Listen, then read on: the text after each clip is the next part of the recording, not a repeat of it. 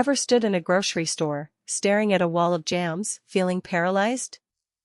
Or endlessly scrolled through a streaming service, only to give up and watch nothing? It feels like we crave more options, more freedom, more paths to choose from. But what if having too many choices isn't the blessing we imagine?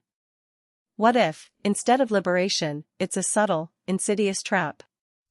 Today, we're diving deep into the paradox of too many choices, uncovering why endless possibilities can leave us feeling less fulfilled, more stressed, and often stuck. This phenomenon has a name, the paradox of choice, a term popularized by psychologist Barry Schwartz.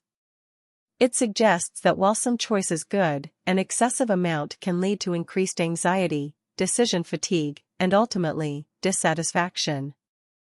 It's counterintuitive, isn't it? We're taught that freedom is about having options, but here, freedom can actually lead to paralysis. We believe more is always better, but our brains simply aren't built to handle an infinite buffet of decisions, especially when it comes to important life choices. Meet Sarah. Every morning, she opens her wardrobe overflowing with clothes, yet she feels like she has nothing to wear. She spends 15 minutes trying on outfits, only to settle for the same comfortable jeans and t-shirt. This isn't just about fashion, it's a micro-example of choice overload. Each shirt, each pair of pants, represents a small decision. Multiply that by 100 items, and suddenly, a simple morning routine becomes a draining exercise in cognitive processing, eating into her precious time and energy before her day even properly begins. Let's make this more concrete with a classic example, the supermarket. You need toothpaste. Simple, right? But then you're faced with whitening, sensitive, fluoride-free, natural, gel, paste, mint, cinnamon, charcoal, baking soda, from a dozen different brands. What was supposed to be a quick grab-and-go becomes a 5-minute mental wrestling match. Each option brings with it a perceived benefit, but also the fear of missing out on a better alternative, making the choice disproportionately stressful for its importance. Or consider modern entertainment. Mark sits down to relax after a long day, opening his streaming service. Netflix, Hulu, Disney+, Amazon Prime, each one boasts thousands of titles. He scrolls for 30 minutes, jumping from genre to genre, reading synopses, only to find himself more tired and less entertained than when he started. The sheer volume of content, while initially appealing, becomes a barrier to enjoyment, making the act of choosing a show more exhausting than watching one. This is a clear case of recreational choice overload. The paradox extends to serious life decisions, too. Think about job searching. Online platforms list hundreds of openings for similar roles. Sarah, an aspiring marketing professional, feels immense pressure to find the perfect job. She customizes resumes for dozens of applications, attends multiple interviews, but the sheer volume of choices makes her doubt every single option. Is this the right company? Is the salary good enough? Could there be something better out there? The endless scroll creates a constant nagging feeling of what if. Dating apps offer another stark example. Swiping through hundreds, even thousands, of potential partners can ironically make it harder to connect meaningfully. With so many profiles, each person becomes a commodity, easily replaced by the next swipe. Mark found himself endlessly swiping, always looking for a slightly better match, never fully committing to getting to know someone in depth. This abundance of choice can devalue individual connections and lead to superficial evaluations, preventing genuine relationships from forming. Perhaps most impactful are financial decisions. Investment platforms offer thousands of stocks, bonds, mutual funds, ETFs, and cryptocurrencies. Mark wants to invest for his future, but the sheer number of options, each with its own risks and rewards, leaves him paralyzed. He worries about picking the wrong one, or missing out on a better opportunity, so he ends up doing nothing at all, losing out on potential growth. This inaction due to overwhelming choice can have significant long-term financial consequences. Why does this happen? Our brains have limits. we experience something called cognitive overload. Think of your brain as a computer processor.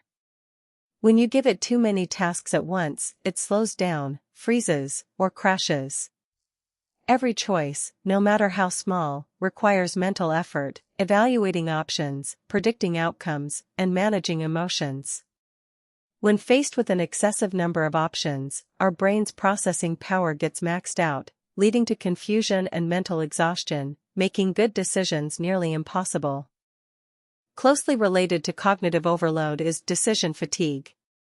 This is the idea that the more decisions you make throughout the day, the worse your ability to make good decisions becomes. It's like a muscle that gets tired. By the time Sarah gets to choosing what to cook for dinner, after a day of wardrobe, email, and work choices, her willpower is depleted. This leads to impulsive decisions, procrastination, or simply opting for the easiest, not necessarily best, choice, like ordering takeout instead of cooking. Another key factor is opportunity cost. This is an economics concept that refers to the value of the next best alternative that you didn't choose. When you pick one investment, you implicitly give up the potential gains from all other investments.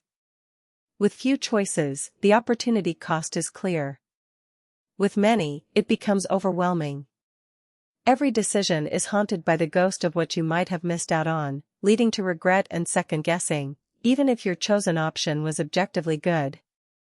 The fear of making the wrong choice, known as regret anticipation, is a powerful driver of choice paralysis.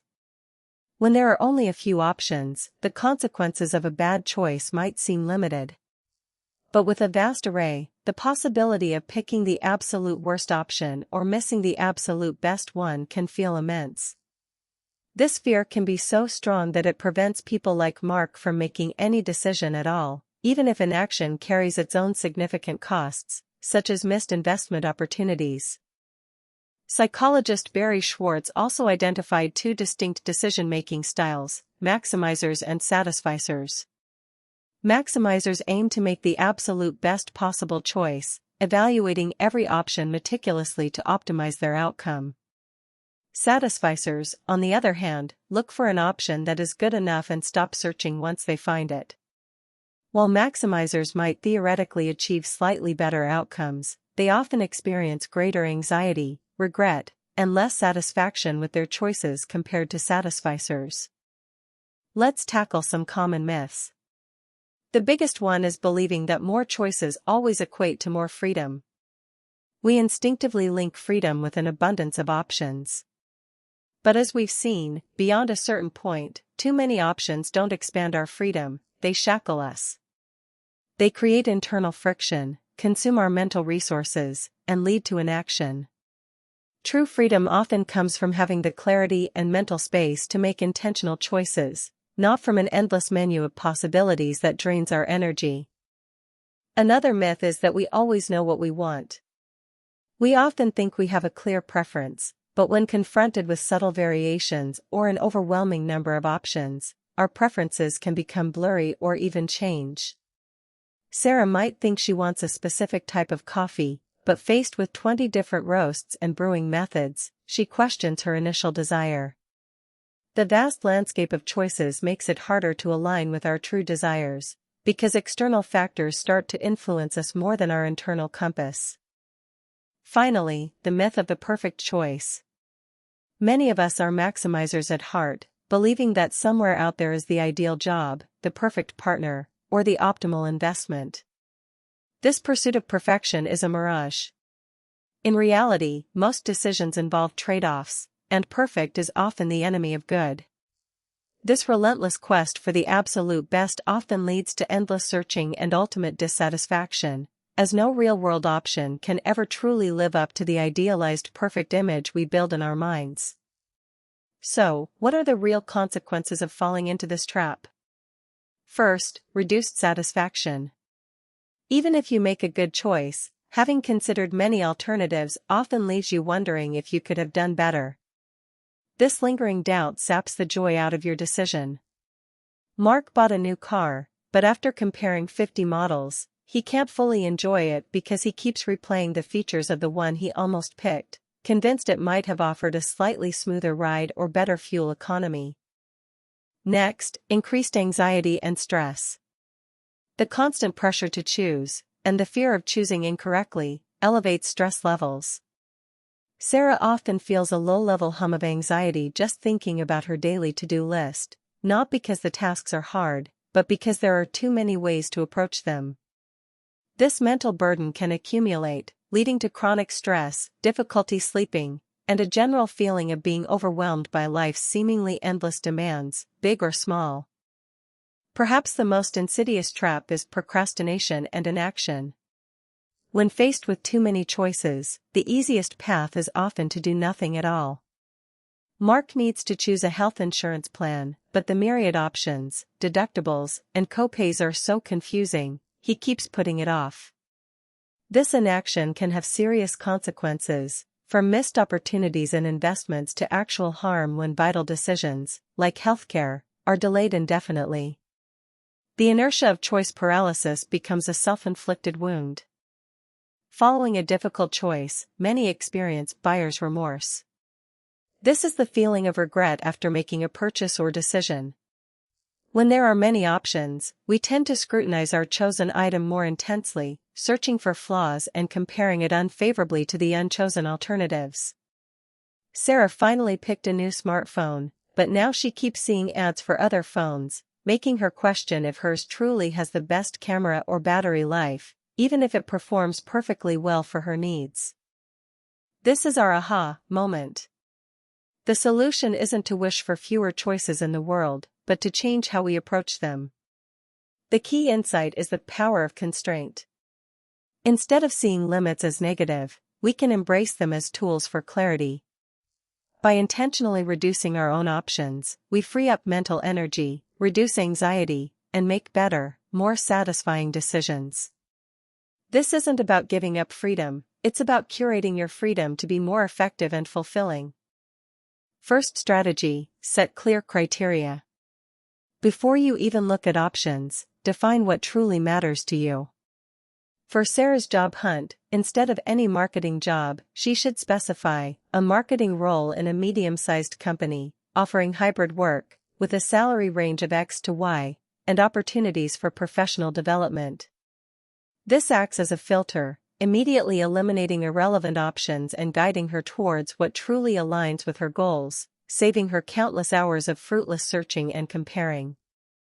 Second, delegate minor choices. Not every decision requires your full mental horsepower. For low-stakes choices, outsource them. Mark could use a meal planning service or a rotating menu for dinner, eliminating the daily what-to-cook decision. Let technology handle minor tasks, or even ask a trusted friend or partner to make a simple decision for you. This preserves your decision-making energy for the truly important things, combating decision fatigue before it sets in and takes over. Third, and perhaps most liberating, practice satisficing. Remember our maximizers and satisficers? Embrace being a satisficer. Aim for good enough instead of perfect. When buying toothpaste, grab the brand you usually like, or the one on sale, without meticulously reading every ingredient. For Mark's streaming service, he could pick the first movie that looks mildly interesting, instead of searching for the perfect cinematic experience. This mindset shift dramatically reduces stress and boosts satisfaction. Fourth, try the two-option rule for quick decisions. When faced with multiple choices, quickly narrow them down to two viable contenders.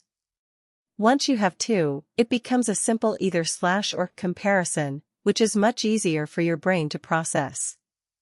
For Sarah's wardrobe, she could quickly pull out two outfits that meet her criteria, e.g., suitable for work, comfortable, and choose between those two, rather than wading through her entire closet. This immediate reduction simplifies complexity. Fifth, apply digital decluttering to your choices. Unsubscribe from newsletters that tempt you with endless sales. Delete apps that offer too many micro-choices. For Mark, this means setting strict limits on his streaming service browsing time, or using curated lists. It's about creating a digital environment that naturally presents fewer, higher quality options, rather than constantly bombarding you with overwhelming possibilities. Be ruthless in eliminating digital noise that feeds choice paralysis. Sixth, automate small decisions.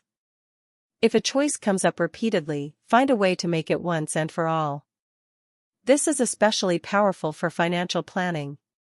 Mark could set up automatic transfers to his savings and investment accounts. Sarah could use a capsule wardrobe, pre-selecting a limited number of versatile items. By removing the need to choose daily, weekly, or monthly, you free up significant mental bandwidth, preventing decision fatigue from even beginning on these routine tasks. Let's bring this back to money. Instead of sifting through hundreds of investment options, Mark could choose a few broad market index funds or target date funds, which are designed to be good enough for most long-term investors. Many experts recommend this simple approach over complex stock picking.